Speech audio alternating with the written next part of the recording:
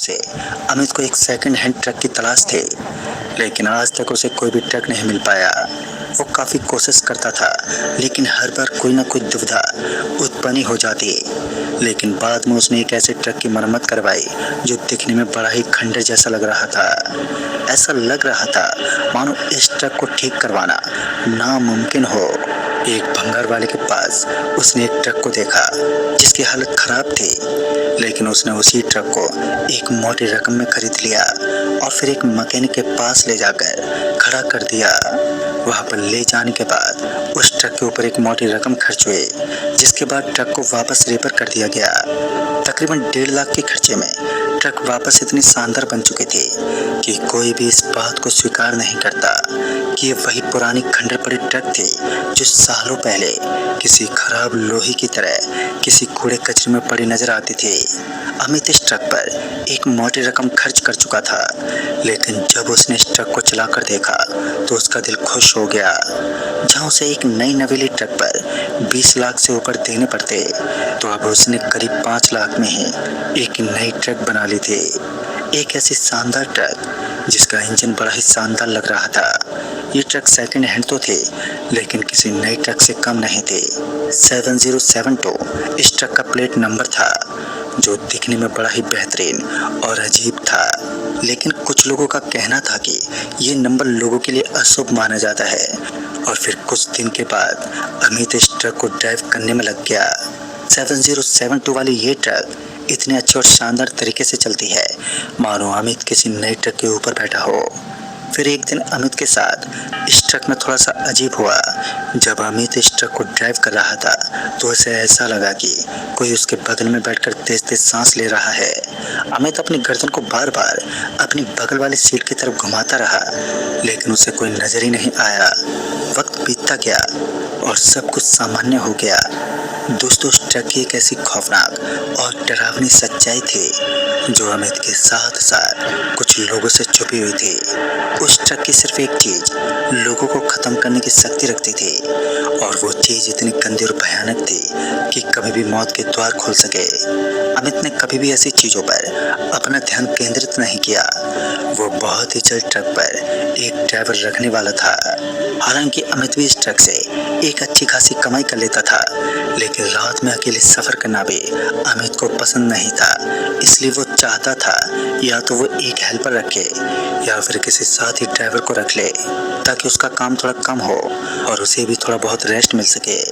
यूं ही किसी truck driver की तलाश करते हुए वो शौर्य के पास पहुंचा। शौर्य उसका एक करीबी दोस्त था और शौर्य को सारी बात बताई तो शौर्य ने कहा उसे भी किसी जॉब की तलाश थी, और अगर वो दोनों दोस्त एक साथ काम करेंगे तो बेहतरीन होगा। और फिर क्या था दोस्तों, वो दोनों दोस्त एक ट्रक पर ही काम करने लगे। एक बार की बात है जब उन्हें गाड़ियों के पार्ट्स की डिलीवरी करनी थी। ट्रक पूरा सामान से भर चुका था।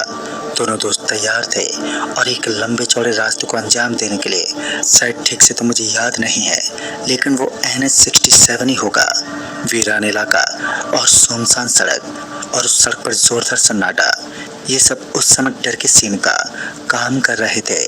ट्रक की दोनों हेडलाइट सड़क के ऊपर पड़ी हुई थी। बाकी दोनों तरफ से गुजरने वाली सारी चीजें किसी हवा की तरह आवाज दे रही थी।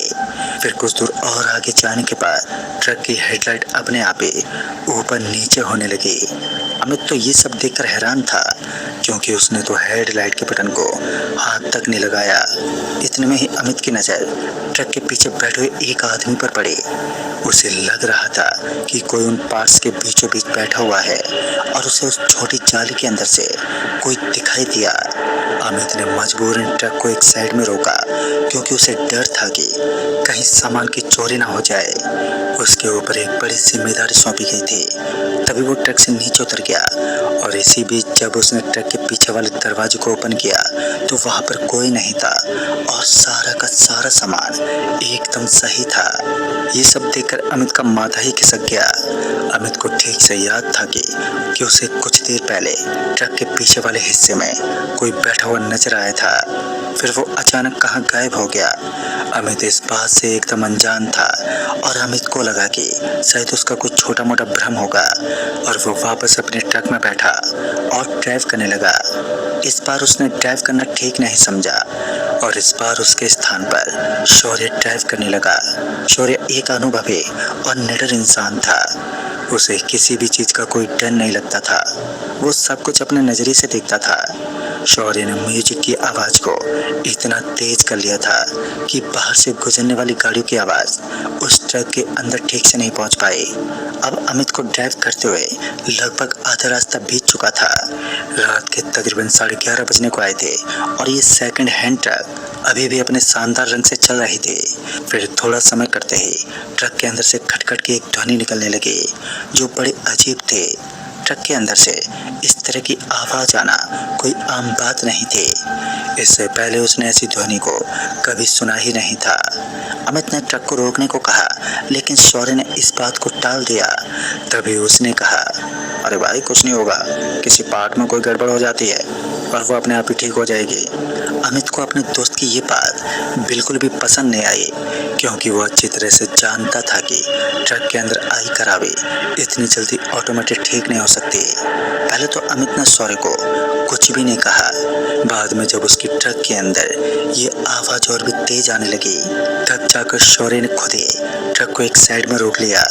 ट्रक को साइड में रोकने के बाद वो दोनों ट्रक से नीचे उतरकर चारों तरफ से उसकी जांच करने लगे।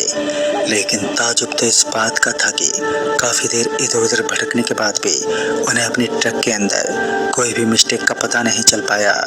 पता नहीं क्यों, लेकिन उन्हें ऐसा लग रहा था कि ये आवाज ट्रक के किसी बाहरी क्षेत्र से आ रही है। वो उसके चारों तरफ घूम घूम कर देखने लगे लेकिन कोई पता नहीं चल पाया। बाद में उन्होंने सोचा कि वो एक बार ट्रक को स्टार्ट करके देखते हैं, लेकिन इस बार ट्रक स्टार्ट ही नहीं हुई और जब वो स्टार्ट ही नहीं हुई तो उन दोनों को गुस्सा आने लगा। लेकिन उसी दौरान ट्रक की एक विंडो अपने आप ही खुलने लगी। ऐसा लग रहा था मानो कोई ट्रक के अंदर बैठा हो। अमित ट्रक के विंडो से झांकते हुए ट्रक के अंदर देखने लगा लेकिन उसे कोई भी नहीं दिखा। ट्रक के अंदर बस उसकी एक छोटी सी और हल्की सी लाइट चल रही थी। बाकी सब तो ठीक था। लेकिन जब अमित की नज़र ट्रक के साइड में लगे कांच में गई तो उसका दिल दहल गया। दरअसल उसने देखा कि ड्राइविंग सीट पर कोई बैठा हुआ था और उसका चेहरा बड़ा ही अजीब और काला काला दिखाई पड़ रहा था। वो इतना डरावना था कि अमित की नज़र बस कुछ ही पल के खातिर उस शख्स पर ठहर पाए। फिर अमित जोर की चीख के साथ ट्रक की सीढ़ी से नीचे उतर गया। जब उसके दोस्त को इस बात के बारे में पता चला तो उसने पूरे ट्रक को छान मारा लेकिन उस ट्रक के अंदर कोई भी नहीं था। अमित का डर खत्म करने के लिए शौर्य ने अमित को ट्रक के अंदर बुलाया और वो ना चाहते हुए भी ट्रक के अंदर तो पहुंच गया लेकिन उसका पूरा शरीर थर-थर कांप रहा था। अमित ऐसी हालत में नहीं था कि वो कुछ पलों के लिए भी ट्रक को ड्राइव कर सके। वो बस साइड वाली सीट पर बैठने का हकदार था और फिर चुपचाप बगल वाली सीट पर बैठ गया। एक बार फिर ट्रक ने रफ्तार पकड़ना शुरू कर दिया और इस बार ट्रक अच्छी खासी रफ्तार के साथ सड़क पर दौड़ने लगी। इस बार वो खटखट की आवाज खत्म हो चुकी थी और साथ ही ट्रक आसानी से स्टार्ट हो गई। अमित तो पूरा डरा हुआ था, उसका शरीर कांप रहा था लेकिन शौर्य के मन में अभी भी यही था कि शायद उसके दोस्त अमित को किसी छोटी मोटी चीज का भ्रम हुआ है। इससे पहले कि ट्रक थोड़ा और आगे बढ़ पाते किसी ने शौर्य के कंधे पर अपना हाथ रखा। शौर्य को लगा कि शायद उसका दोस्त अमित ही होगा जो उसके कंधे पर अपना हाथ रख रहा है, पर शौर्य ने इस वक्त ज्यादा ध्यान नहीं दिया। लेकिन जब उसकी नजरें ट्रक के साइड मिरर में गई तो उसने देखा कि उसके कंधे पर एक बड़ा ही भयानक सा हाथ रखा था और साथ ही उस हाथ के नाखून भी कचरे से भरे हुए थे।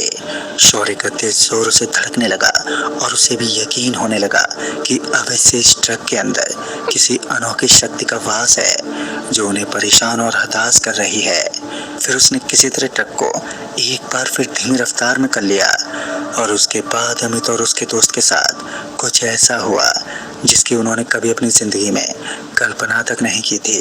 दरअसल उन्होंने देखा कि उनके बीचों बीच एक 40 वर्षीय अध बुढ़ा आदमी बैठा हुआ था। हालांकि ये सब अमित को दिखाई नहीं दे रहा था, लेकिन शौर्य इन सब चीजों को बगल में लगे कांच से आसानी से देख पा रहा था। तभी शौर्य ने अपने भगवान का नाम जपना शुरू कर दिया, लेकिन इससे कोई फायदा नहीं हुआ, क्योंकि आधी रात को बुरी आत्माओं की शक्ति दुगनी हो जाती है और वो किसी भी चीज से ना ही तो कतराते हैं और ना ही उन्हें भगवान के होने का एहसास होता है। यानी कि घड़ी की सुइयों ने बस कुछ ही पलों के अंदर ही सब कुछ एकदम से बदल दिया। एक खौफ और दहशत भरी रात में धीमे धीमे सब कुछ डर का शिकार होने लगा।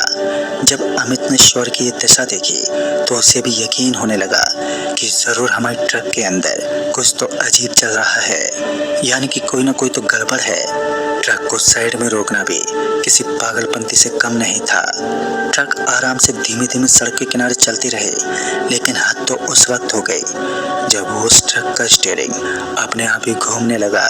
ट्रक स्टीयरिंग को यूं घूमता देख अमित की जान ही निकल गई। उसे लग रहा था कि बस मौत के द्वार खुल चुके हैं, और इसी बीच अमित ने अपने दोस्त को ट्रक से नीचे कूदने का इशारा किया, और इस बार मौका मिलते ही दोनों दोस्त ट्रक से नीचे कूद गए। उनके बदन पर अच्छी खासी चोटें भी आई थी। बस भगवान की मेहरबानी इतनी थी कि अभी तक उन दोनों की मौत नहीं हुई। दोनों दोस्त अभी भी सही सलामत थे और साथ ही घायल अवस्था में सड़क के किनारे पड़े हुए थे। वो दोनों दर्द से तड़पते रहे, लेकिन उनकी मदद करने वाला वहाँ कोई भी इंसान नहीं था। फिर अमित को कदमों की आहट सुनाई दी।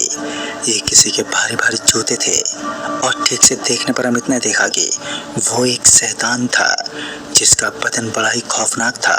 वो एक हल्की सी आवाज में बोला कि ये ट्रक सिर्फ मेरी है, और मेरे अलावा अगर किसी ने इसे यूज करने की काबिलियत दिखाई तो वो जिंदा जला दिया जाएगा।